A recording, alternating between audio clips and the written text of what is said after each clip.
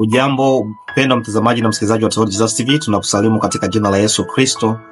Karibuni kwenye Sword Jesus TV na kwenye vipindi vya mwongozo wa kujifunza Biblia, lesoni ya shule ya Sabato. Tuko kwenye robo ya pili mwaka 2025 inayotufunza jinsi ya kujifunza unabii. Namna gani tutajifunza unabii? Na somo hili la pili sasa linazungumzia msingi wa mwanzo. Tumemaliza somo ambalo lilikuwa likizungumzia kanuni fulani za kujifunza unabii, ndio. Na leo tunazungumzia msingi wa mwanzo, msingi wa mwanzo. Somo la juma hili litatoka kwenye Isaya 40:7-8, Mwanzo 22:1-13, Yohana 3:16, Ufunuo 5:5 hadi 10 na Wakorintho wa kwanza 15:15 hadi 19 na Ufunuo 12:1 hadi 9.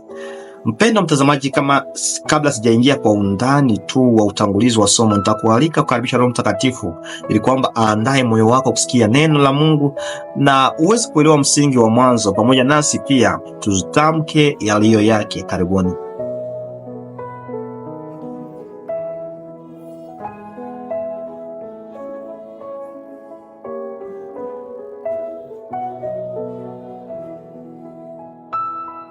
Sasa tunapozungumzia huu msingi wa mwanzo, fungu la kariri linakuwa kwenye Injili ya Yesu Kristo jinsi ilivyoandikwa na Mtakatifu Yohana 1:19. Neno la Mungu linasema, kesho yake Yohana alimuona Yesu akija kwake, akasema, tazama mwana kondoo wa Mungu ambaye huondoa dhambi ya ulimwengu. Kesho yake Yohana akamuona Yesu akija kwake, akasema, tazama mwana kondoo wa Mungu ambaye huondoa dhambi za nini? Za ulimwengu.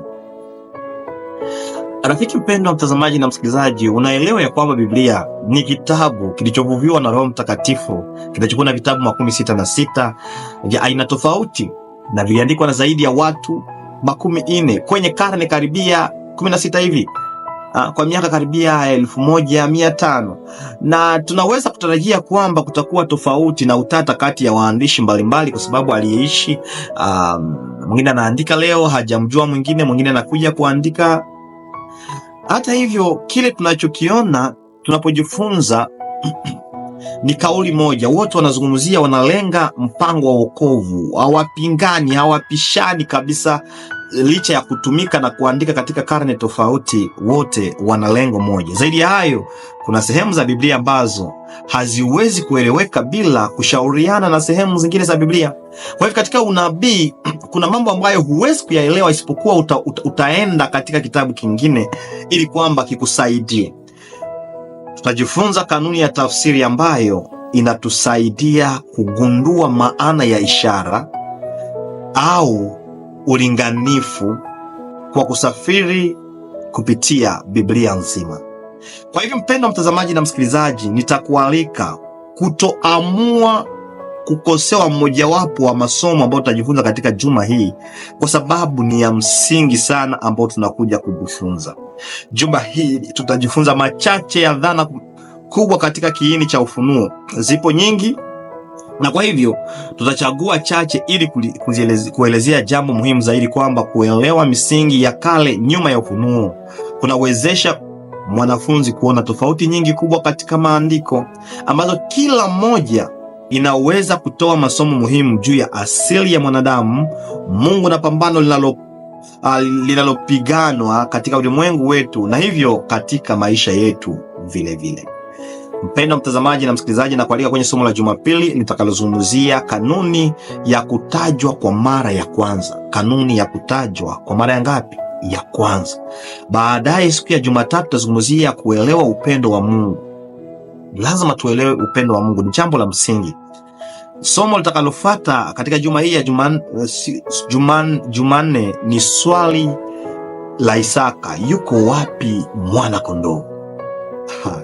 Baadaye Jumatano itakuwa ni kushughulika na kifo, na somo ambalo litakuja la Alhamisi itakuwa ni nyoka. Kwa tunaweza kuzungumza kwamba katika somo hili la juma hii litatubariki sana. Na ikiwa ni kusudi lako unataka kubarikiwa ili kwamba usikosewe hata na mojawapo wa masomo, nitakualika kunyenyekea kwa ajili ya ombi. Baba mtukufu, asante kwa somo hili. Asante kwani tena umetuandalia mapya yatakayotusogeza karibu nawe daima katika somo hili. Mpendwa mtazamaji na msikilizaji anayesikiliza, namuombea umbariki, kazi zake usibariki, umpatie neema ya kuwa tayari kusikia neno lako. jifunue kwetu, tuelewe jinsi ulivyojifunua kwa wale waandishi wa Biblia, katika jina tukufu la Yesu Kristo, amina. Ndugu yangu, ikiwa ni mara yako ya kwanza kufuata masomo haya, na kusihi usikose kusubscribe, kulike na kushare mpaka hata tutakapoingia kwenye kujifunza zaidi. Na ukiwa na swali, comment, changamoto yote, weka hapa kwenye comment. Mungu akubariki hakika.